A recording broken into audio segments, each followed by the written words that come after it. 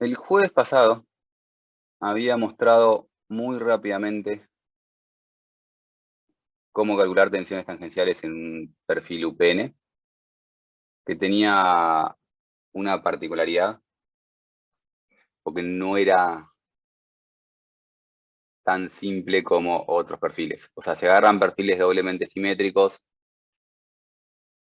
simple y sencillo. Cuando agarramos perfiles como un perfil UPN, vamos a notar que no es tan sencillo. Entonces, antes de hacer el perfil este que tenemos en pantalla, recordemos cómo funciona para un cubo diferencial. Esto acá abajo es un cubito diferencial, o sea, un cubito diferencial, no, un diferencial de barra. Cómo funciona mi corte y mi momento. Si yo tengo un sistema de ejes, y generalmente lo voy a poner abajo porque no es relevante para lo de arriba, es relevante para abajo. Nosotros venimos utilizando ese sistema. Lo que voy a decir no depende del sistema, pero tal vez ayuda a entender el dibujo. Y tenemos un QZ positivo. Y eso lo llamamos QZ positivo porque en la cara positiva tiene dirección Z positiva. Si tenemos este sistema de corte, el diferencial de momento es el diferencial, o sea, tiene la dirección tal que equilibra a ese corte por ese diferencial de X. O sea, ese corte por diferencial de X gira en una dirección, el diferencial de momento, para equilibrarlo, tiene que ir en dirección contraria. Todo esto es para decir que cuando el corte va para abajo, en mi cara positiva, el diferencial de momento, entonces, comprime la parte de arriba y tracciona la parte de abajo.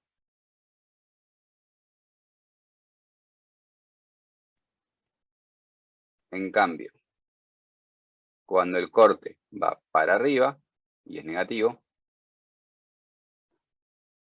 el diferencial de corte el corte por diferencial de X va en un sentido, el diferencial de momento, para equilibrarlo, tiene que ir en sentido contrario. Y esto que estoy dibujando acá es el diferencial de momento. No es el momento, o sea, no me importa realmente cuál es el signo de la flexión. El signo del momento acá es irrelevante. Tenemos que calcular Juravsky, que equilibra la parte del diferencial de momento, entonces tenemos que pensar cómo es el diferencial de momento. Y los taus equilibran diferenciales de sigma debido a ese diferencial de momento. ¿Todo el mundo me sigue hasta acá? Entonces, puse un corte para abajo, eso me va a dar un diferencial de momento que comprime arriba. Comprime arriba quiere decir que cuando yo quiera calcular taus de Juravsky, lo que hago es, entonces, como dije la semana pasada, planteo primero la línea media, y teniendo la línea media, corto en cierto espesor. Y ahí hago tau igual Q por S sobre J por B. El corte es el corte que está solicitando mi sección. El momento estático va a ser el momento estático de la sección que corté respecto al eje Y. El J es el momento de inercia de toda la sección respecto al eje Y. Y este B va a ser ese ancho que corté. O sea, el ancho B es el ancho que yo tengo que cortar para generar mi sección que respalda.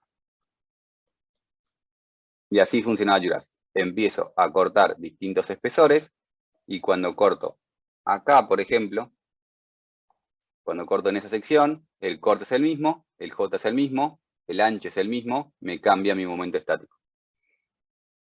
¿Cuánto varía el tau de una sección a otra? Es cómo varía el momento estático.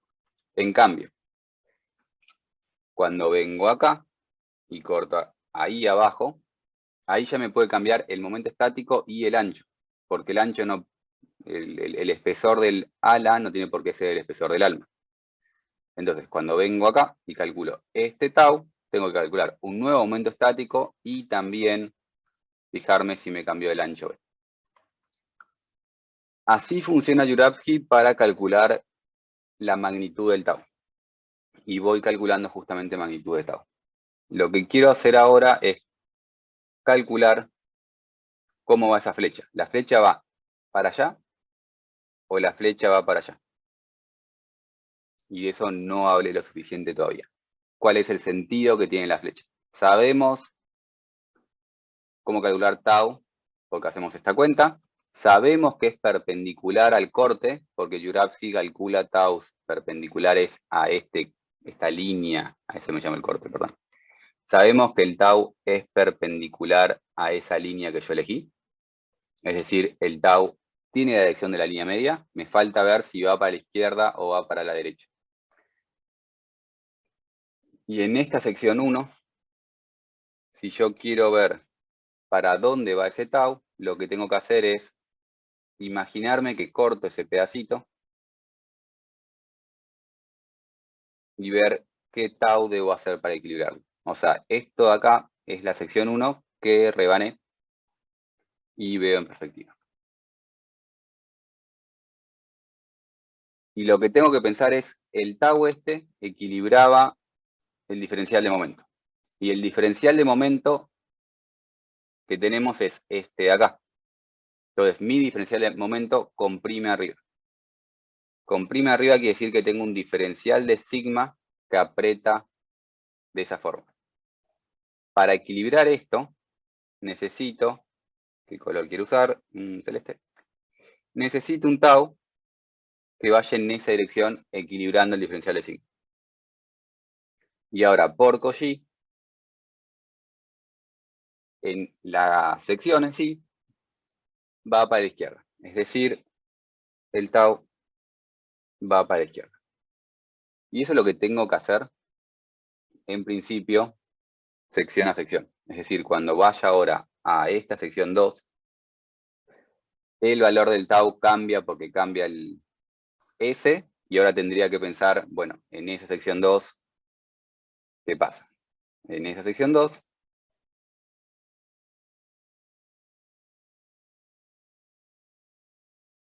tengo ahora algo así.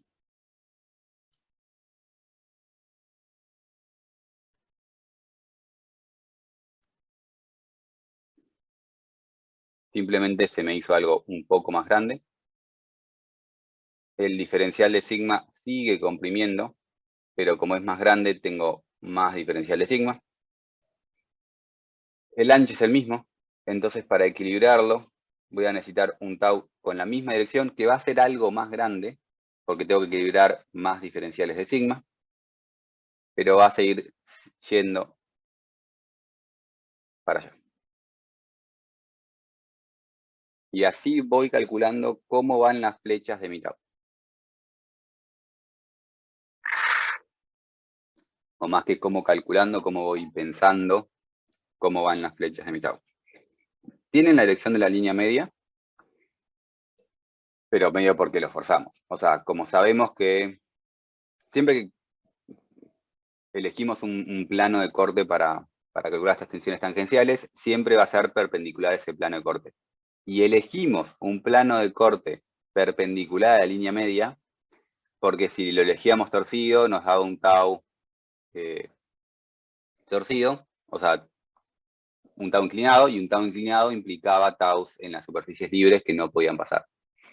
Entonces, esto que el tau tiene esa dirección es casi algo que impusimos por cómo estamos cortando, pero lo hicimos porque tiene sentido. Y dentro de ese espesor tenemos un tau constante, por hipótesis.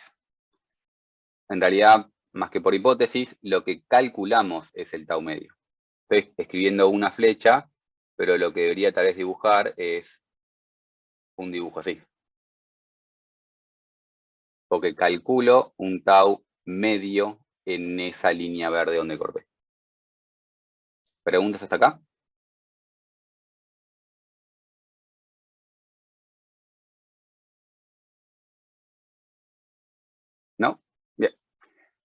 Si yo elijo una sección, vamos a poco. Vamos con una sección 3, simplemente para divertirnos haciendo dibujos 3D.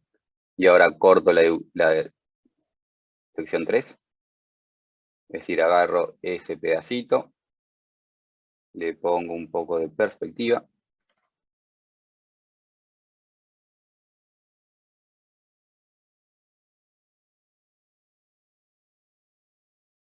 Y es la misma historia. Tenemos un diferencial de sigma, que es todavía más grande. O sea, el área donde está aplicada ese diferencial de sigma. En realidad, la tensión no es más grande. El área donde está aplicado es más grande. Entonces requiero un tau en esa dirección. Perdón. Y ya me equivoqué con la perspectiva. Requiere un tau en la cara de abajo, que no tengo dibujada. Queda para ahí. Recuerden que justamente el tau se desarrolla en la cara que estoy cortando. Si corto esa sección, el tau lo voy a tener en la cara de abajo. Es decir, ahí atrás hay un tau. En esa cara que está ahí atrás se desarrolla el tau. Y por Cauchy tengo un tau acá para abajo. Y entonces esto es algo que va para abajo.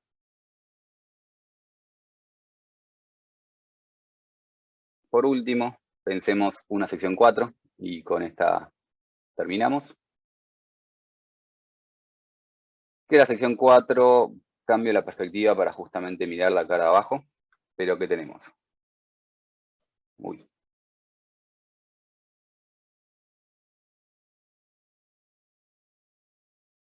Así le puedo mirar la cara donde estoy cortando. ¿Qué me cambia en la cara de abajo? Sigo teniendo un diferencial de sigma que me comprime. Pero me comprime hasta el eje neutro. Entonces, en algún lugar de por acá hay un eje neutro. Arriba del eje neutro, las flechas van para... Las flechas son de compresión. Abajo del eje neutro, la flecha es de tracción. Cuando me paso del eje neutro, la flecha empieza a ser de tracción, pero sigue siendo más grande la compresión, entonces sigo requiriendo para equilibrar la compresión una flecha en esa dirección, y por lo tanto una flecha que baja.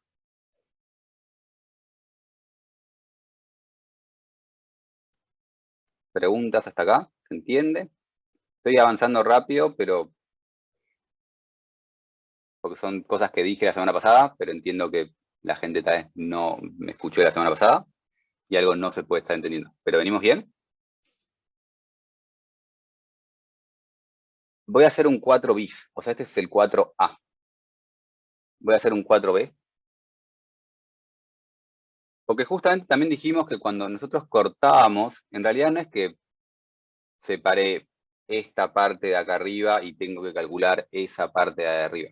Se separó lo de arriba de lo de abajo. Entonces yo puedo o mirar lo de arriba o mirar lo de abajo. También podía haber hecho esto con los otros cortes, o sea, no es algo particular de la sección 4. Cuando yo cortaba la sección 2, analicé esa parte en amarillo, pero podría haber analizado esa parte del otro lado. Separé dos partes, resbala una respecto de la otra, analizo la que yo quiero. Vengo analizando de arriba para abajo, pero cuando hice el corte en 4, podría haber cortado la parte de abajo. Si cortaba podría haber analizado la parte de abajo.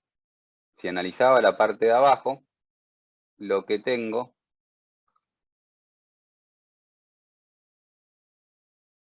es ahora algo que me tracciona abajo.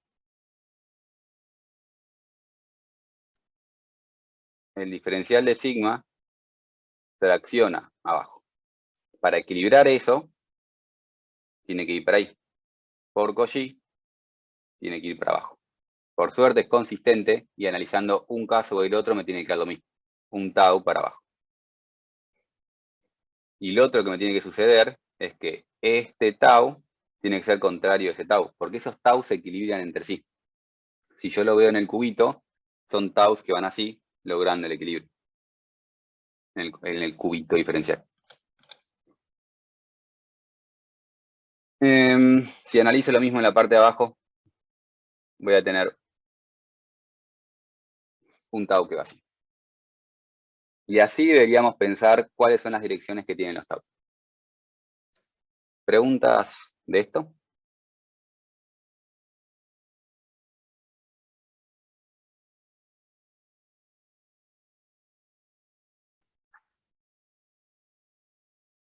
Noten que tengo un corte en Z, pero el corte en Z acá genera un tau XY y acá genera un tau XZ. No es que el corte en Z genera tensiones tangenciales en Z. El corte en Z genera tensiones en Y y en Z. El corte en Y genera tensiones en Y y en Z. La dirección la da esto que estamos haciendo acá. Y de hecho el signo también lo da eso que estamos haciendo acá. Generalmente no se suele poner el signo del tau. Estrictamente hablando, este es un tau XY positivo y este es un tau XY negativo.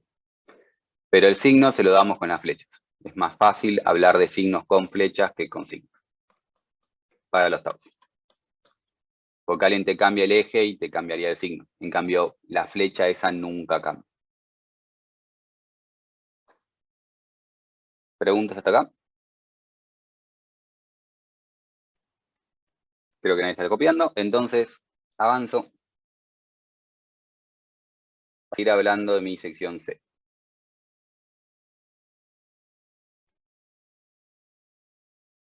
Y mi sección C, entonces, tiene un corte que va para abajo. Y dijimos que este corte que va para abajo genera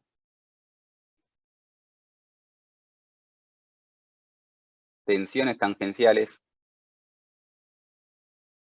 que siguen esta forma. Simplifico lo que dibujé antes con este nuevo esquema. Y noten que medio que tiene sentido.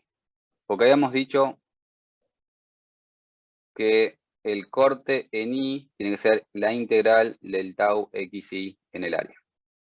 La integral del tau XY en el área sería la integral de esto más la integral de esto. Esos son nuestros taus XY. Voy a ponerle ejes a esto, porque si no nos mareamos todos.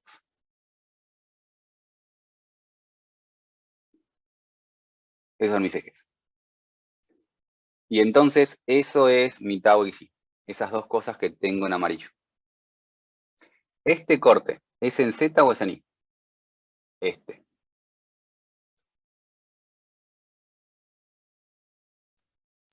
En Z. Y entonces, ¿a qué es igual esto? Esto acá abajo.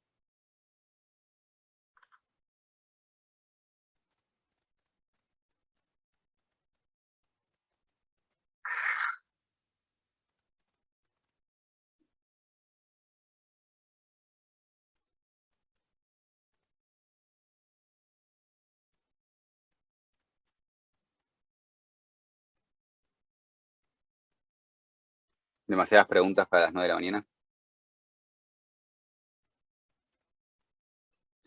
Y si el Si corte tengo es corte, en Z, en Y dale. no debería ser 0. Exacto. ¿Y es 0 o no es 0? Sí, creo que sí. Ian contesta bien, si el corte es en Z, en Y tiene que ser 0. Y si yo integro esto, nuevamente tengo que integrar esto amarillo.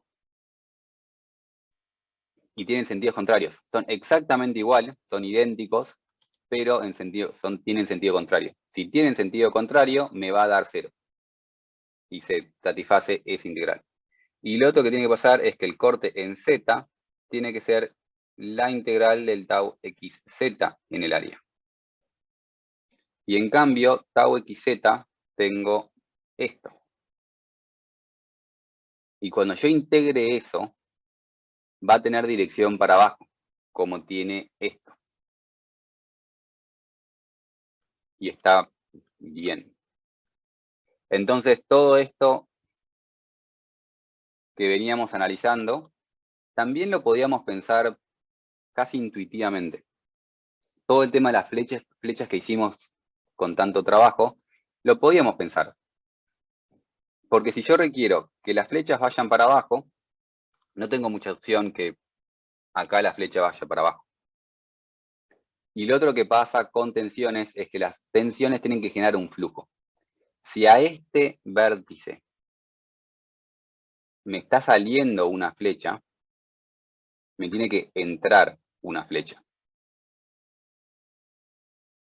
para generar ese flujo. Entonces, podíamos pensar primero esa flecha para abajo y después podíamos deducir unas flechas para allá.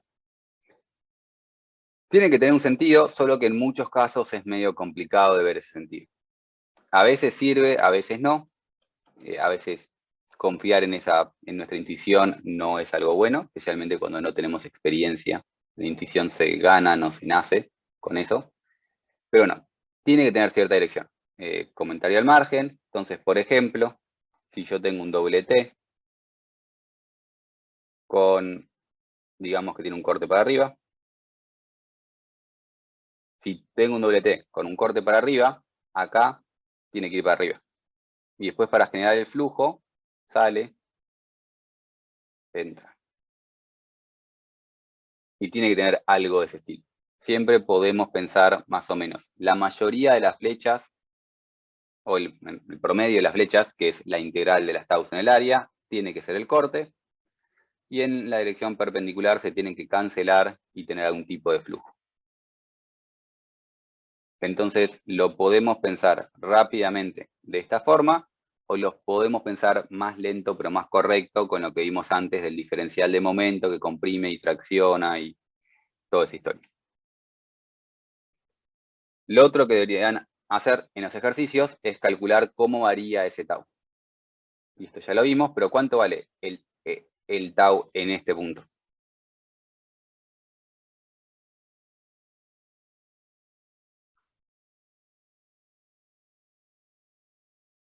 ¿Cero? Perfecto. ¿Y por qué vale 0?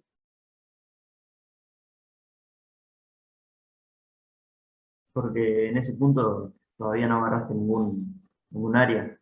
No sé si se dice así, pero Esa es una opción, esa es matemática. Yo corto y cuando corto tengo que calcular tau igual Q por S sobre JB. S vale 0, entonces tau vale 0. Perfecto, eso es Dirac-J. ¿Alguien me puede justificar de otra forma que eso vale 0?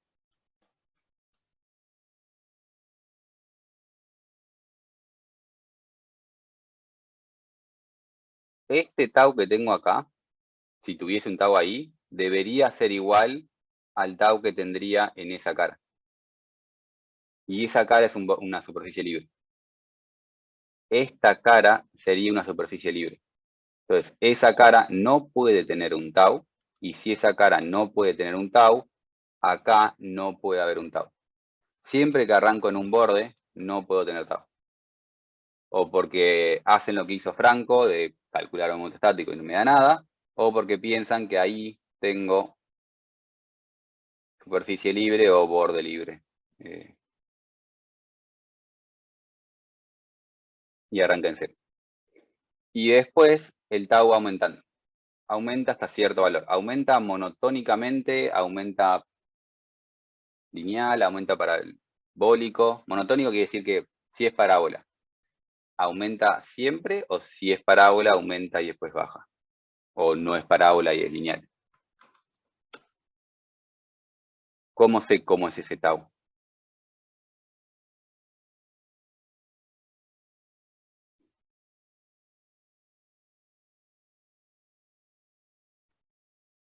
Lo anoto abajo, pero les recuerdo la fórmula de Dirac-J.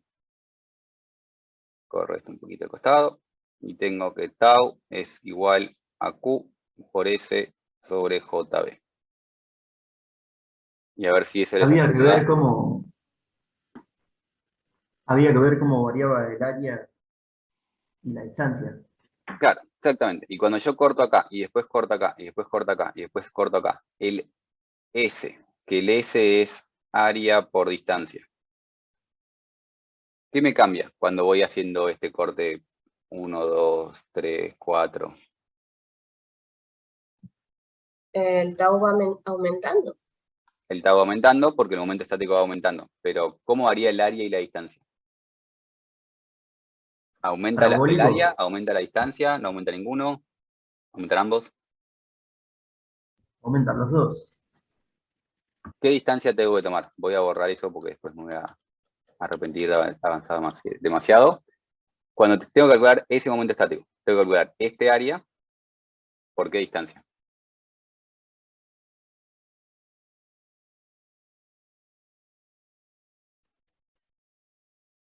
Este área es este ancho, este espesor de ala, por esta coordenada,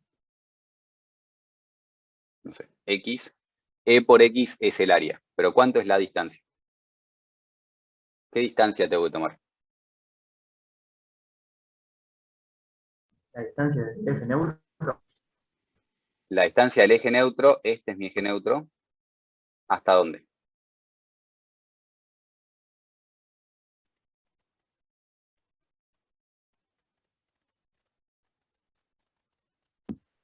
Hasta lo que barriste. ¿No era la distancia entre los baricentros? De Del los área y el perfil. Exacto, es la distancia del baricentro del perfil al baricentro del área, que está ahí. Es decir, la distancia que tengo que tomar es esa. Entonces tengo que calcular X por E por esa distancia. Y ahí calcularía el tau que tengo acá. Tengo ese punto. Si quiero calcular ahora este tau de acá, poco antes. Este tau de acá. ¿Qué tengo que hacer ahora para el tau violeta? Voy a cambiar el color. Tau violeta. ¿Qué tengo que hacer?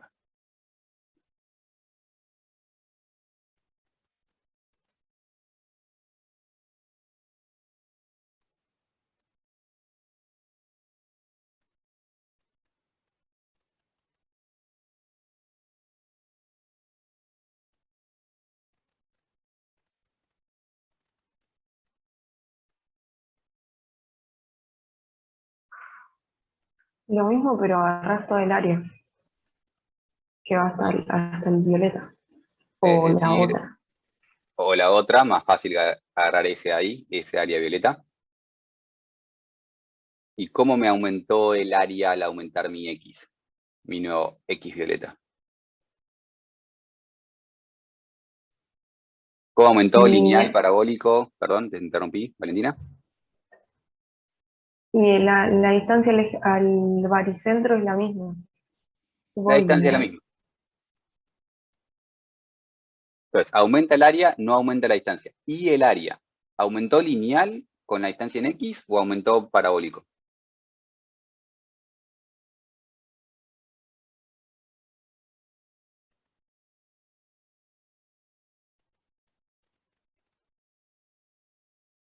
El área Lineal. es No sería. E por Aumenta X. lineal. Y ese por X es una recta.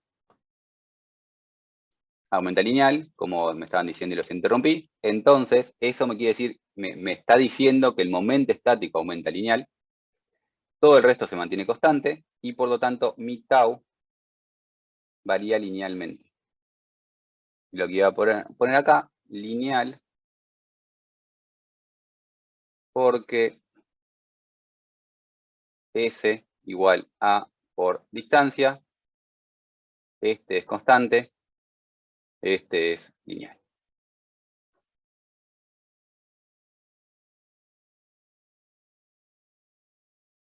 Más difícil es ahora ver qué pasa acá. Arranco con un valor de tau. Arranco con un valor de tau porque si acá tengo un tau, acá tengo que tener un tau. No arranco en cero. Y si no, mejor razón, arranco con un valor de tau, porque si yo corto ahí, tengo un momento estático. Entonces tengo un tau. La pregunta es, ahora, cuando voy bajando,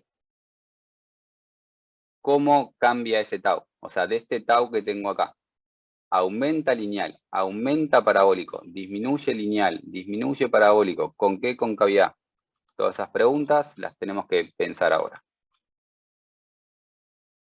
Cuando yo ahora modifico esta cuenta y paso de, voy a ponerle nombres, acá tengo el tau 3 y acá tengo el tau 4. Cuando paso de 3 a 4, ¿aumenta el momento estático o disminuye el momento estático?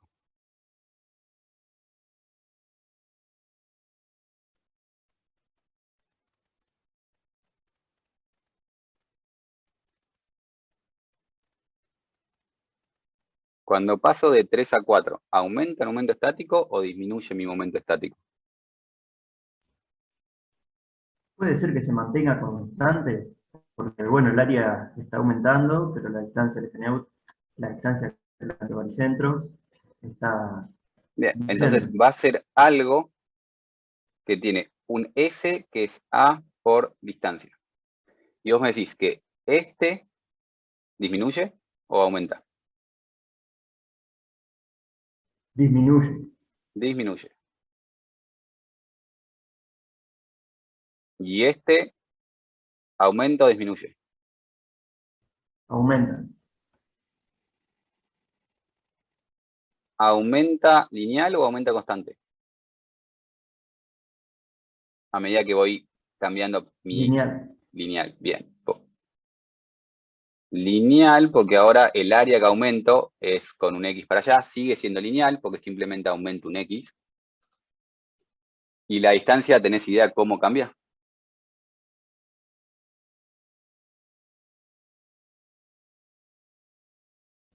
Lineal. Es lineal, es más difícil de verlo, me parece. Pero cuando aumentamos áreas lineales, los baricentros te cambian linealmente. Porque justamente el baricentro es área por distancia dividido área total. Estamos agregando un área que está aumentando linealmente, te está cambiando esa distancia linealmente. Entonces, esto me da un momento estático parabólico. Entonces, mi tau va a ser parabólico.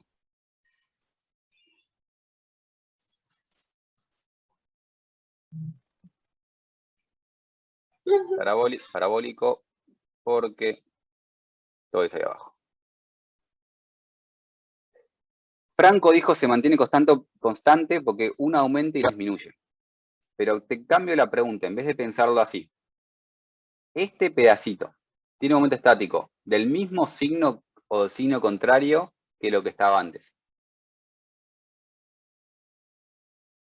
El momento estático de lo rosa comparado con el momento estático anterior, ¿tiene el mismo signo o cambia el signo?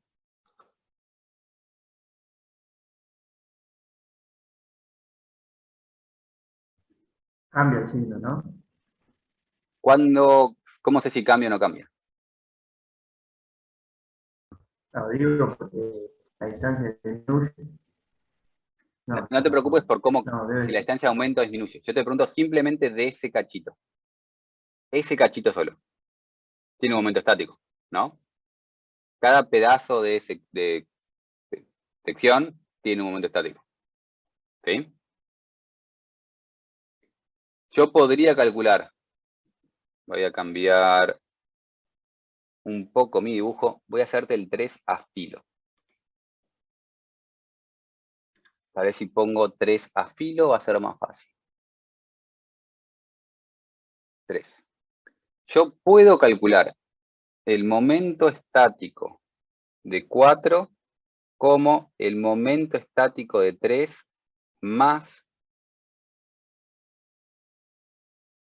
el momento estático de ese cuadradito rosa. Yo puedo hacer esa cuenta. Puedo calcular el momento estático de 4 como el momento estático de 3 más ese cuadradito rosa. Lo voy a pintarlo mejor. Y ahora la pregunta es, momento estático rosa, ¿tiene el mismo signo que momento estático 3?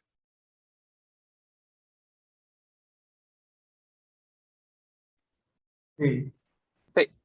Entonces, el momento estático me tiene que estar aumentando. Momento estático 4 es mayor que momento estático 3. Por lo tanto, acá tengo que tener algo que aumenta. Y algo que aumenta parabólicamente. algo que aumenta parabólicamente igual me deja dos opciones. O es así, o es así. Tengo dos opciones. Sé que aumenta. ¿Por qué?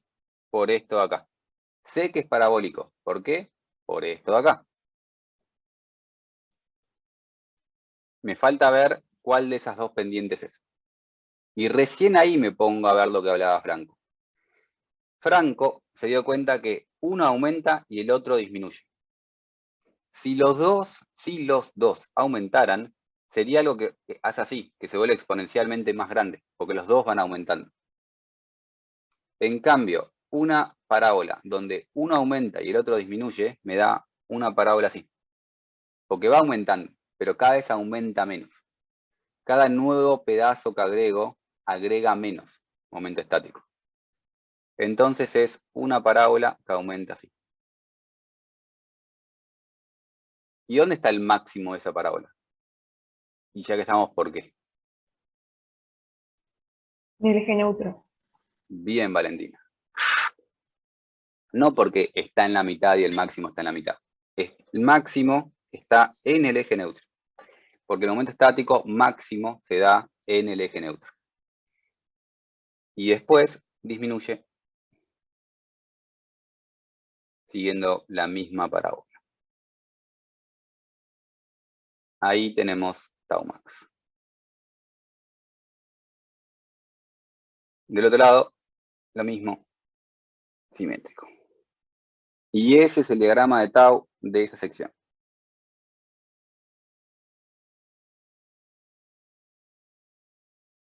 ¿Me siguieron hasta ahí? Eso hasta ahora es algo que entra perfectamente en nuestro curso. Lo que viene ahora es el bonus track de la clase de hoy. Ustedes me creyeron cuando dije esto, me creyeron cuando dije esto. Pero no tengo dos ecuaciones de equivalencia, tengo 6. Y una de esas ecuaciones de equivalencia me dicen que mt es igual a la integral de tau xy por z menos tau xz por y. Y ahora denme un segundo a ver si estoy poniendo el signo correcto.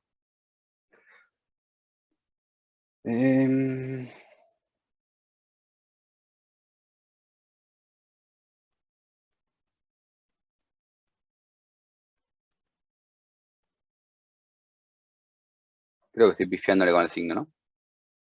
El z, un tau positivo en y por un z positivo, me da un momento así, que para mi terna es negativo. Le pifié con el signo. Este es el menos y el otro es el más.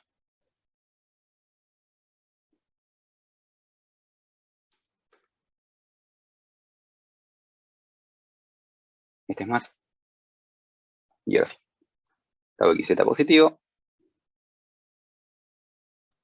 Bien.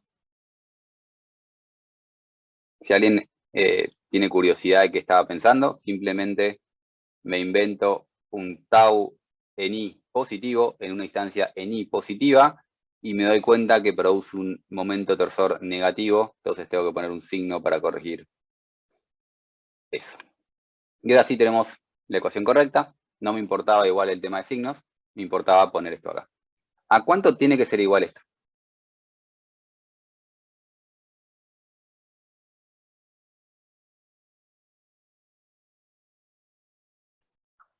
No a cuánto es igual, a cuánto tiene que ser igual.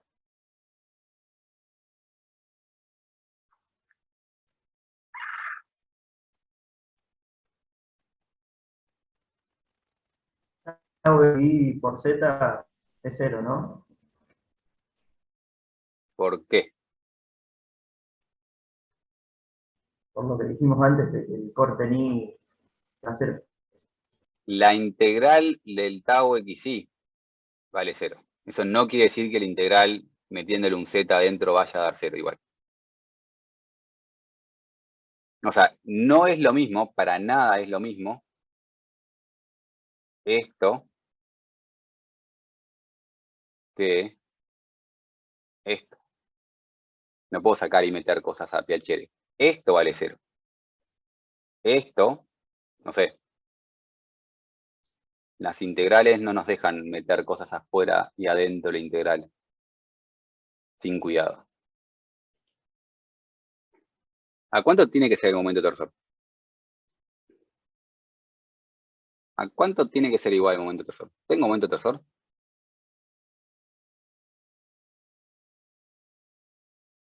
Cuando ustedes me dijeron que esto valía 0 y que esto no valía 0, no se pusieron a analizar las taus. ¿Vale 0 o no vale 0 por las solicitaciones que tienen? No depende del tau. No tienen que pensar cuánto vale el tau para saber cuánto tiene que valer. Tiene que valer lo que sale de sus solicitaciones.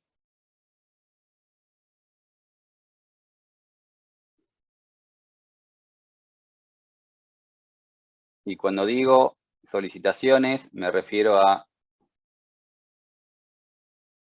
diagramas de características. Lo que hicieron en el primer parcial. Tiene que dar 0. Tiene que dar 0. Si no da 0, estamos haciendo las cosas mal. Si vamos acá justamente y nos paramos en G, si nos paramos en G, el corte no tiene distancia respecto a G, entonces no provoca momento torsor. No genera una torsión, un momento respecto al eje X. Ahora, les dibujo el mismo esquema, pero al costadito, menos enchastrado, para que sea más fácil de pensar. No lo dibujen de vuelta. Esto lo voy a dibujar solo para que sea más fácil de pensar. Tienen ahora esas flechas. Esas flechas, ¿tienen un momento torsor respecto a G? Giran alrededor de X.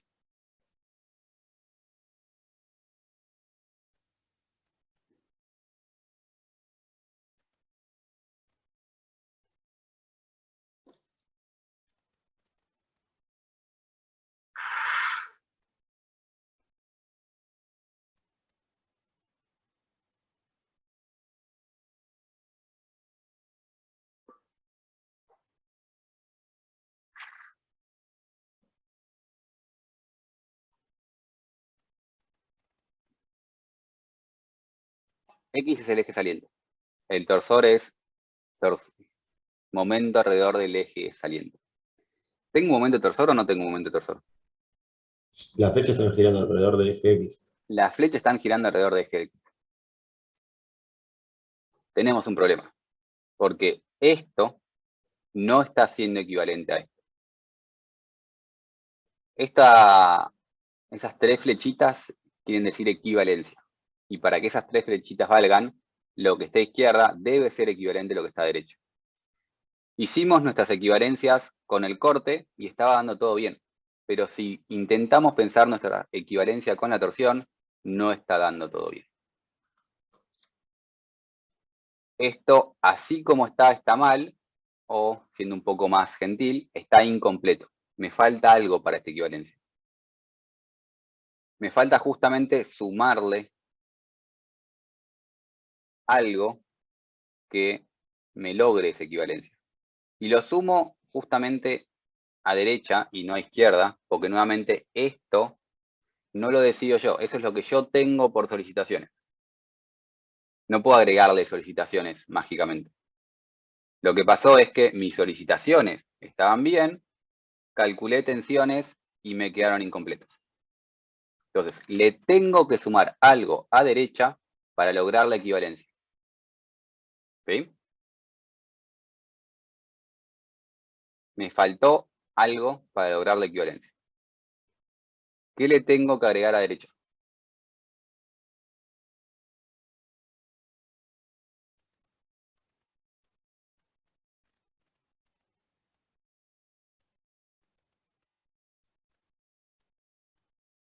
Lo que le tengo que agregar es algo para lograr esta equivalencia. tengo que agregarle algunas tensiones tangenciales de algún tipo para que ahora esa equivalencia sí valga. Y si las tensiones de Jourhavsky me daban un momento torsor antihorario, tengo que sumarle algo que me dé un momento torsor horario. Algo que me da un momento torsor horario es esto. O sea, esto está girando para allá, le tengo que agregar algo que gire para allá. Y vimos que para secciones abiertas, perfiles delgados abiertos, las tensiones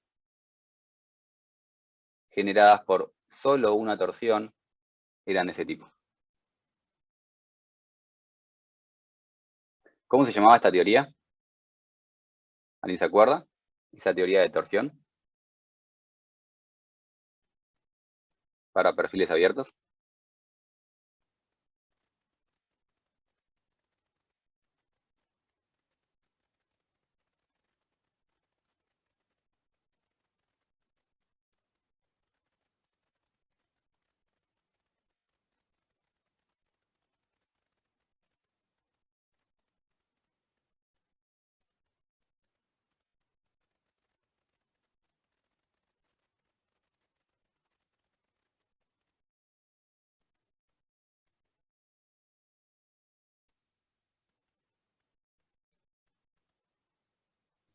Teníamos tres. Saint-Venant, teníamos tres, Coulomb, Brett y Saint-Venant. Saint-Venant era para perfiles abiertos, que nos decía que era el que proponía el de la sección rectangular.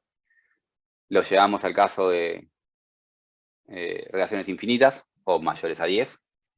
Juntábamos rectangulitos y lo usábamos para perfiles abiertos. Esas tensiones tangenciales nos dan una torsión horaria, que es cuando la sumo a la torsión antihoraria que me dan las tensiones de corte, ahora sí va a satisfacer la equivalencia que tengo ahí abajo. Este es el problema que tiene el corte. ¿Y por qué se originó este problema? ¿Por qué cuando hicimos Jourhavsky y quisimos a esta sección calcular la extensión tangencial, cortamos en cierto lugar? Al cortar en ese lugar, calculamos una tensión tangencial y esa tensión tangencial salió mal. Porque la teoría estaba entera. La teoría, la equivalencia estaba perfecta. Calculamos taus de manera muy correcta, equilibrando diferenciales de sigma. ¿Qué me pasó? Que de repente me perdí esto.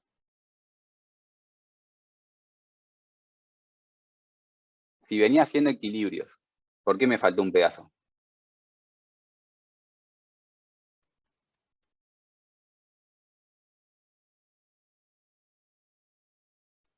¿Qué asumimos cuando calculamos este tau?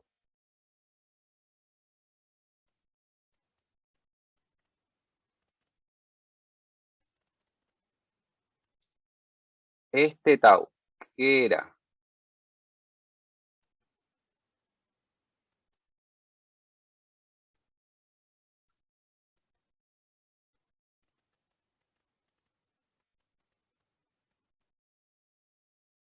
¿Cuál fue la gran hipótesis que hicimos para despejar esta fórmula de esta forma? Era constante en el espesor, era. Que era constante en el espesor. Nosotros calculamos un tau medio.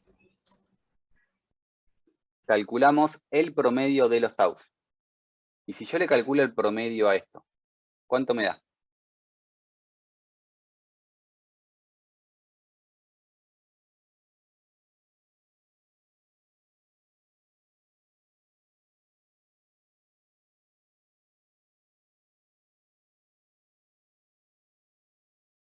El problema no estaba en Jourhavsky. El problema es que calculamos un promedio y el promedio de esto me da 0. Y entonces Jourhavsky no lo puede ver, porque es una variación lineal dentro de ese espesor. Básicamente lo que pasa, si hago un zoom, y por eso corrí recién el esquema, lo que pasa es que el tau iba a ser algo de este estilo. Estoy haciendo un zoom de lo que pasa en el ala superior. Ala superior.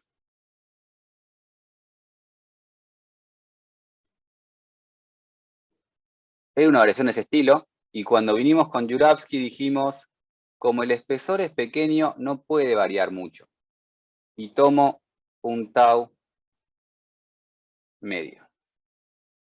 Y al tomar un tau medio, nos comimos esa variación. Que fíjense que justamente esa variación, esto que pongo en verde, es la parte Seimenan. Dijimos felizmente, como el espesor es pequeño, no puede cambiar mucho. Y ahí metimos la pata. Porque claramente, por más que tenga un espesor pequeño, me puede cambiar el tau. El tau de Jurafsky está perfectamente calculado y lo único que necesitamos es un promedio. Si queremos calcular la posta, no nos sirve solo el promedio. Y nos faltó este pedacito. Pero bueno, no hay ningún problema. En estos casos podemos calcular el promedio y después solucionar el problema agregando la torsión esa por separado. Esto es lo que se llama centro de corte, que es lo que no se llega a ver en el curso, que estos perfiles tienen lo que se llama centro de corte, que es la ubicación respecto a la cual, si reduzco las tensiones tangenciales de Jurafsky, me da momento torsor cero. Y los perfiles en donde el centro de corte no está en el baricentro, me aparece este lío. Cuando el centro de corte no coincide con el baricentro, siempre a Jurafsky le voy a tener que agregar la torsión por separado. Si el centro de corte coincide con el baricentro, no hay ningún problema. Jurafsky me da la solución perfecta. Cuando no coincide, le tengo que agregar la torsión por separado. Y la manera de agregarla es simplemente, este señor está tabulado, al igual que este. Propiedad del perfil. Y esa propiedad del perfil, tabulada, agarro el corte, lo multiplico por esa distancia y me da este momento torsor. Lo digo por encima, porque después no lo van a ver. No van a hacer ejercicios con esto, entonces las cuentas, el detalle de las cuentas no vale la pena. Pero sí me parecía interesante, más que nada, para ver el problema Jurafsky de calcular promedios. Si calculo un promedio, me falta ese pedazo. Último comentario de Jurafsky, y creo que metemos un intervalo temprano, es ¿qué pasa con secciones? Voy de vuelta. Estoy intentando escribir secciones circulares.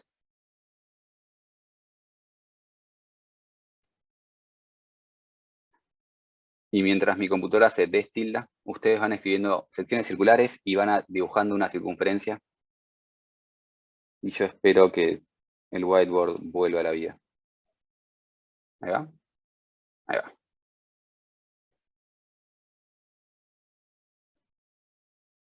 Secciones circulares. La 3. Tengo una sección maciza y quiero calcular cómo varía el tau debido. Voy a hacer una mejor sección maciza.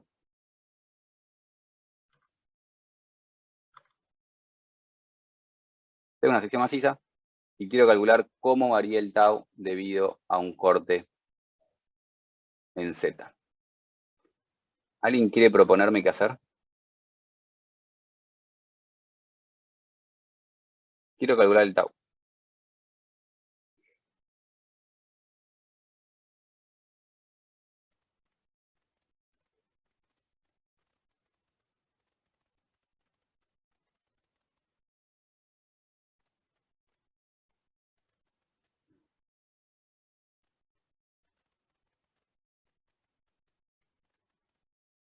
Ante la falta de propuesta, ¿qué pasa si yo corto así?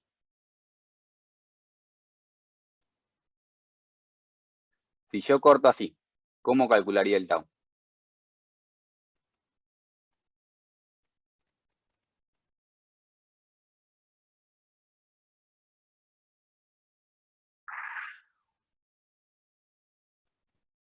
Tendrías que hablar de la parte que te quedó por arriba de la línea verde.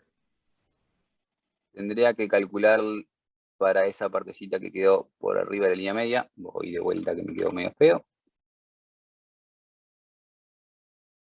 Se me está tildando un poco y lo hace más difícil para dibujar.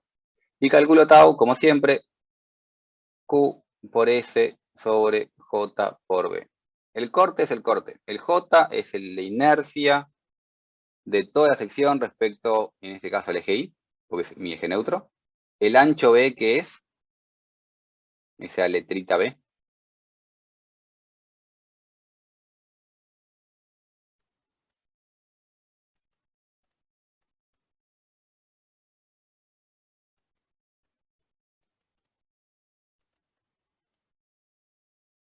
El ancho B es lo que corté. O sea, yo literalmente imagino un serrucho y pienso qué longitud tengo que rebanar con mi serrucho. Tuve que rebanar eso. Y cuando digo literal en el propio sentido de la palabra. Vas con el serruchito y te imaginas qué tanto tenés que cortar. Eso es B. Y ese sería ese momento estático súper complicado de ese pedacito de esfera, casquete esférico. Creo que es la palabra, no estoy seguro. Nos sale mejor cortarlo en el centro.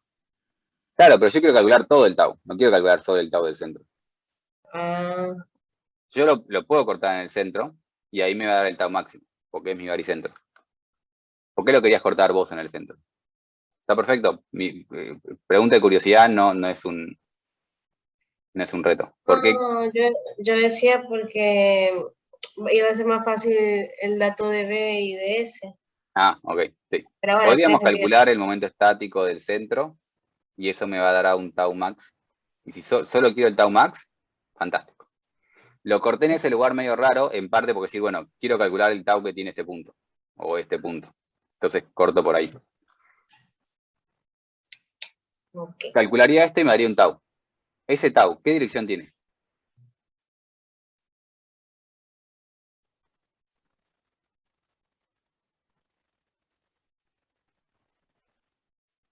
El tau que calculé ahí, ¿qué dirección tendría?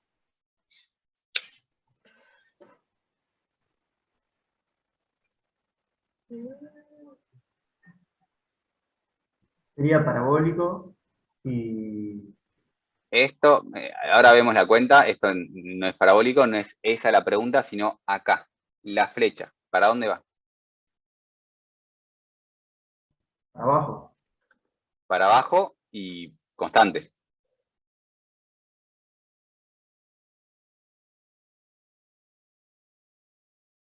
¿Alguien tiene un problema con esa flecha?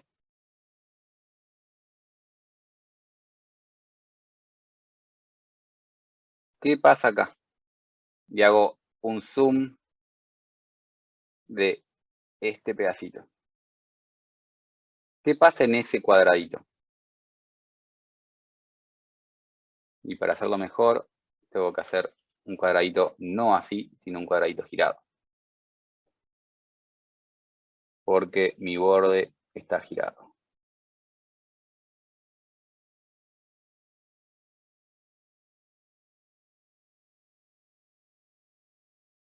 Lo que le dije al cuadradito, medio es que tiene un tau para abajo. Si tiene un tau para abajo,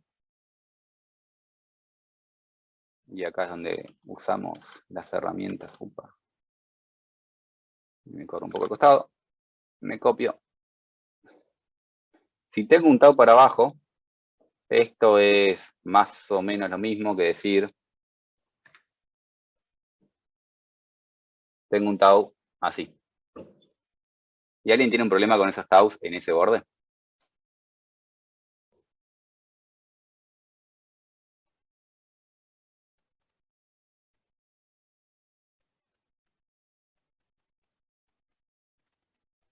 Es que no son bordes libres. ¿Los dos?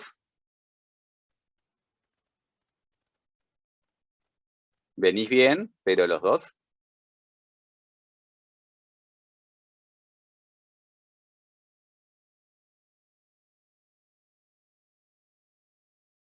Hago un super zoom. Yo tenía eso y lo que hice fue cortar ese cuadradito. Eso es lo que intenté dibujar. Rebané ese cuadradito ahí. La cara que pinto en rosa no es libre porque estaba justamente adentro de mi cuadrado, adentro del macizo. Pero esta cara que ahora pinto en rosa, esa nueva cara, sí es un borde libre. Y si yo tengo este tau de acá, Koji, que no se equivoca, me dice, tenés ese tau de ahí. Y eso sí me genera un problema. Eso está mal. Y nuevamente, no es culpa de Jurafsky, es culpa de cómo yo hice mi corte. Yo hice un corte y Jurafsky me da el promedio perpendicular a cómo hago el corte. Y Jurafsky calcula muy bien ese promedio. Pero el promedio bien calculado para abajo no representa el tau correcto de todos esos puntos. El promedio va para abajo, pero la realidad es que no tiene esa forma. Una forma más correcta sería algo que sea tangencial, tangencial y algún tipo de variación. Nadie me dice que es constante en ese espesor, porque ese espesor aparte no es pequeño. Y esto lo borro porque no me sirve de nada. ¿Cómo es el tau ahí? Es difícil de demostrar. Si le calculo el promedio, me da ese número, el promedio me va a dar bien. El problema es que a veces el promedio no me sirve. Entonces, en vez de usar esto, y en vez de encapricharnos con coordenadas cartesianas, podemos simplificarnos las vidas, simplificar y no complicarnos las vidas, usando coordenadas cilíndricas, esféricas, polares, ahí va. Polares en 2D. Usamos coordenadas polares y cortamos en función de algún tipo de ángulo θ. O θ o medio θ en función de dónde pongan su sistema de referencia. Si cortan y calculan en polares, van a calcular tensiones tangenciales que siempre sean perpendiculares al radio y va a dar mejor. No va a dar bien tampoco, porque el espesor es, el ancho de corte no es pequeño, no tienen forma de saber si esta flecha realmente es igual a esta flecha o hay una variación, pero va a dar mejor. Y escribo mejor en contraposición de eso que está mal. No va a dar bien, pero va a dar mejor. Entonces, cuando hacemos secciones circulares, conveniente usar coordenadas polares. Simplemente por el tema este del ancho. Estos comentarios finales de Jurafsky es recordar que